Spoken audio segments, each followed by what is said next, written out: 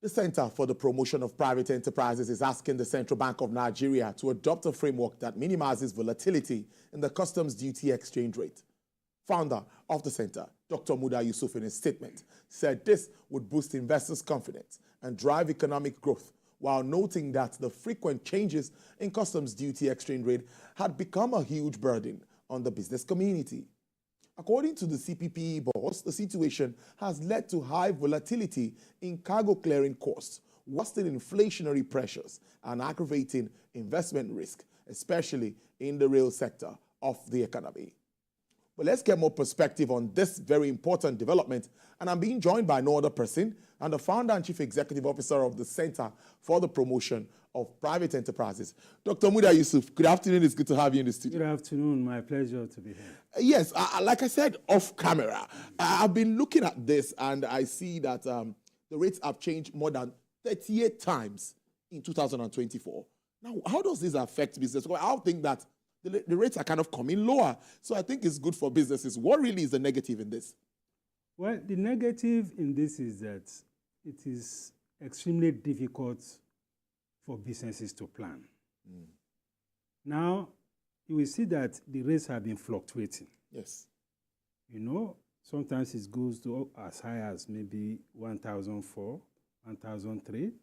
Sometimes it comes as low as 1,000, 150, 1,002. Now, the point here is that businesses are highly averse to uncertainty. Yes, we must commend the CBN, no doubt, for the progress that has been made in stabilizing the currency and particularly in ensuring that at least we have some strength, some appreciation in the exchange rate. Yes. We have seen what the CBN had done with respect to clearing of backlog, which has helped to, engender more confidence in the economy. What it had done in the regulatory space, that is, trying to clean up the regulatory, the financial system, because there has been a lot of infractions. We have seen what the CBN had done with respect to the net open position, the issue of dollar collateralization of facilities. Yes, that's true. All of these things have helped to unlock some good amount of liquidity in the system. And in addition to that, of course, we saw what the CBN had done in the area of liquidity management, raising interest rate, which has also led to some liquidity inflow from the portfolio investment. So we must acknowledge that. Good. But volatility is not a good thing for any economy. Because investment by its very nature is a question of risk-taking. And the way to help investors is also to minimize the risk that they are taking so that they can progress with investment, progress with job creation with some level of certainty and confidence. Now, as we speak now, the business is grappling with the challenges with volatility, which has reduced anyway in the foreign exchange market. These are products of the reform, and it will take time for this reform to properly settle. But on the trade side, we have this major issue with the customs duty exchange rate. Now, it is easier to deal with the volatility problem in the international trade area. For instance, if you take our tariff, the tariff book is a 5-year book.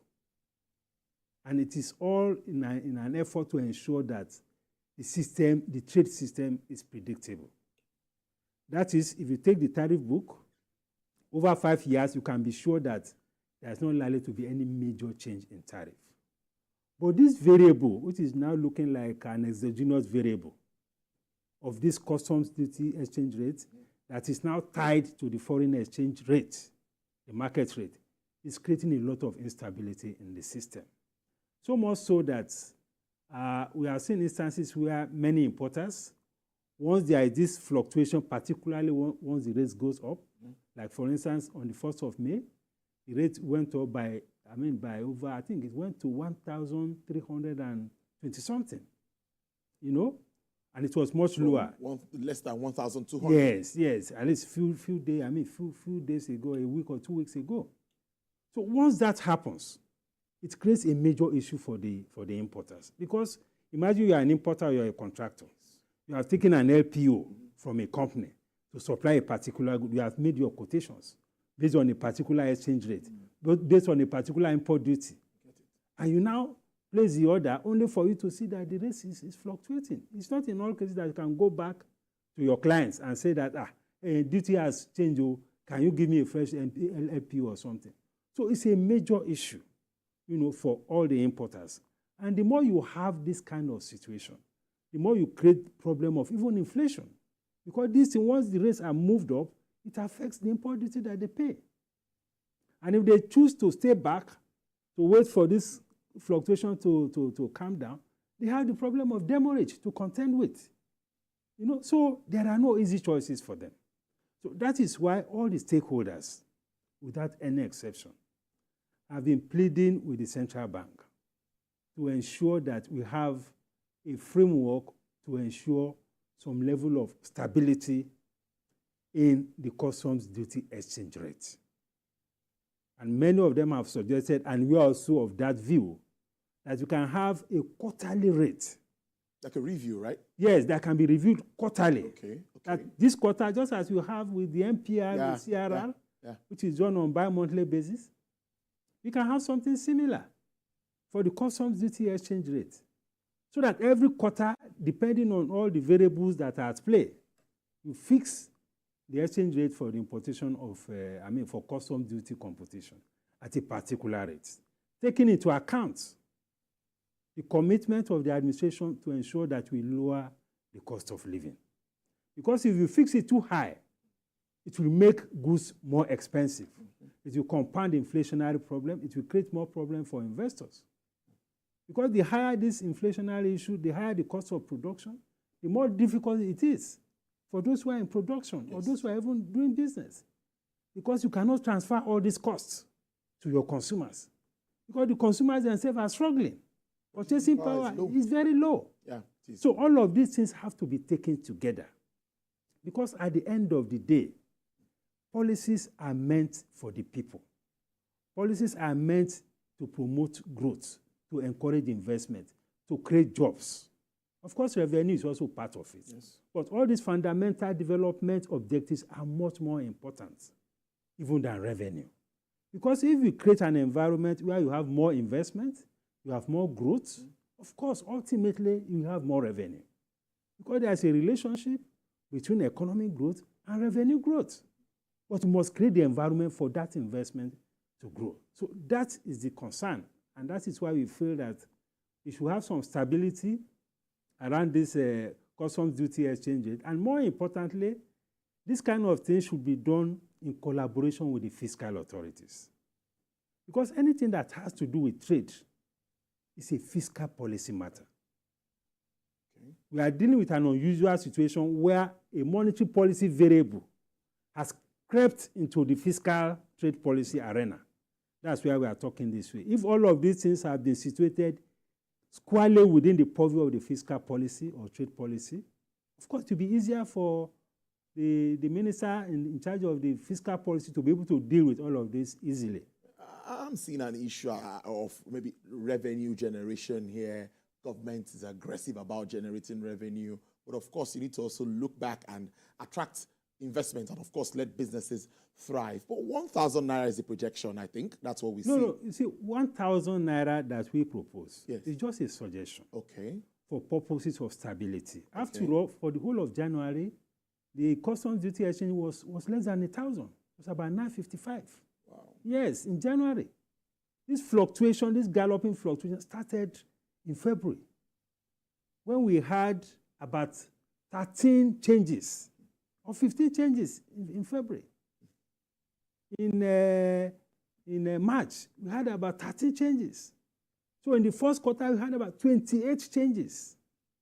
So how can investors plan? And in this April, we must have had something close to 10 changes. That fluctuation in itself is very bad for the economy.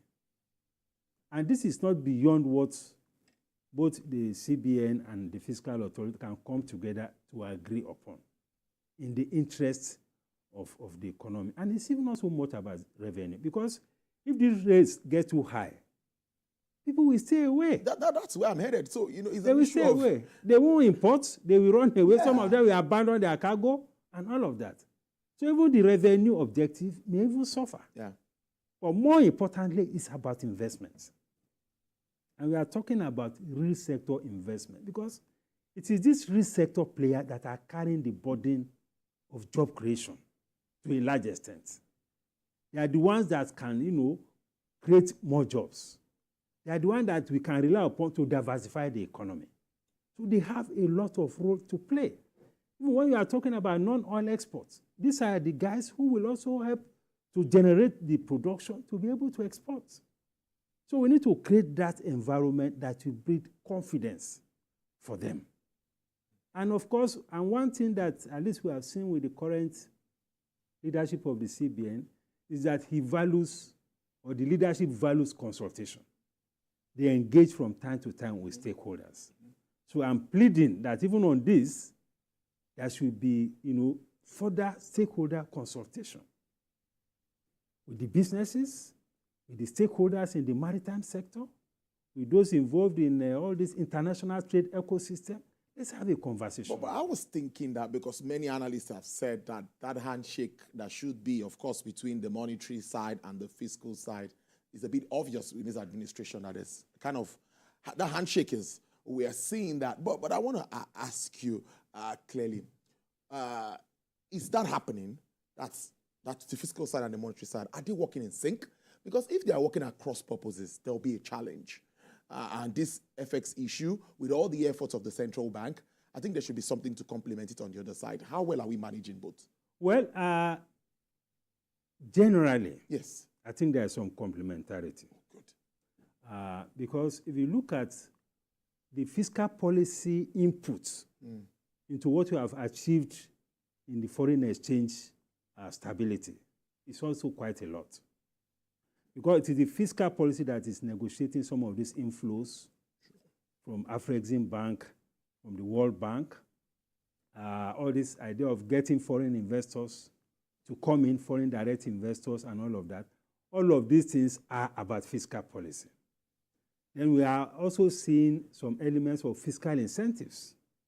Only recently I read about a policy by the Ministry of Finance coming up with an import duty exemption policy for some critical sectors of the economy. Very important. Like manufacturing, like the health sector, like agriculture and mine, things like that, and possibly aviation. These are fiscal policy efforts to complement what is happening in the monetary policy side of the economy. But on this particular issue of the customs duty exchange rate, we need to see a lot more handshake. I learned that there has been some consultation already. Okay. But we plead that this should be accelerated so that we can bring some respite, to the international trade process. It's extremely very important. Because if you talk to any investor now, any manufacturer, any importer, this issue is a very big issue. Now, on the 1st of May, when the exchange rates for custom duty computation went, sometimes it's even higher than the official rate. Yes, than the exchange rate. Yes, it's even so higher than the official rate. It's not supposed to be so. It's not supposed to be. But more importantly is to have an intervention that will stabilize it. And when the exchange rate went to over 1,300 on the 1st of May, a lot of importers just stayed away. Because if you go and do your documentation at that rate, it can increase your cost by as much as 15 to 20% in terms of what you will pay in terms of import duty. And if you are going to the same market with somebody who had cleared his own cargo maybe a week later at maybe 1,002, how are you going to compete? And we are talking about a space of less than 4 weeks. And you are going to the same market. So it's creating a major dilemma for investors generally. And therein lies the imperative of coming up with a framework to ensure stability. And even talking about the larger foreign exchange policy itself. Yes, itself. The fluctuation is also not a good thing for the economy. What could be responsible despite all of the efforts that we've seen? Is still having this 1.4, 1.3, we still have this flip-flop. Well, a lot of theories, because when you talk about this exchange rate, there is a lot of moving parts, as they say. There are so many variables driving the exchange rate. That is why you see the CBN throwing out a lot of circulars, trying to plug all sorts of loopholes and all of that. There's also the theory of possibility of the fact that perhaps the foreign portfolio investors are also taking their money out and creating a gap. True. Because some of them came in at a time when the exchange rate was very, very low in terms of the weakness of the naira, maybe at point when it was 1.6 or so, and they had very attractive interest rates on some of these instruments, almost up to 20% or so. So when the exchange rate began to appreciate, some of them felt that, well, that was a good time to quickly grab whatever they were and move out. That's a possibility. And once you begin to have this issue of fluctuation, it also has a way of affecting confidence. Because confidence also fuels speculation. Speculation fuels instability. So that is why it is very important that even within the foreign exchange management space itself, you should have a framework for stability. And you can have stability taking into account the capacity to intervene and taking into capacity the range that you want to ensure that you stabilize the exchange rate. And when we talk about intervention in the foreign exchange market, it's not only about putting money. It can also be about buying when there is surplus in terms of forex liquidity to build your reserves. So that once the exchange rate is depreciating, you can use part of the reserves to begin to stabilize the exchange rate.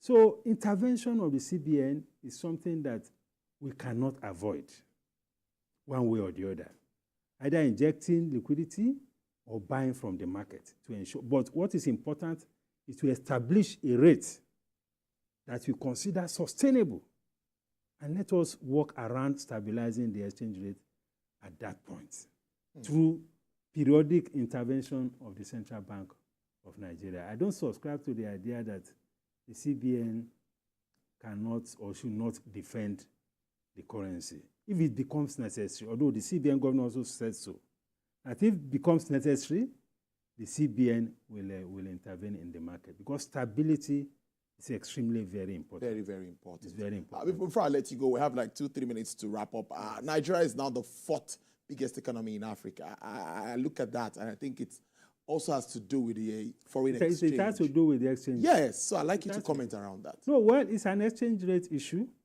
At that time, I think our exchange rate was extremely very weak. Yes. Maybe 1.3, 1.4.